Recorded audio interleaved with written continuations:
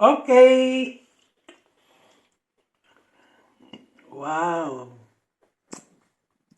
That is a simple Greek souvlaki. Yummy. I love this.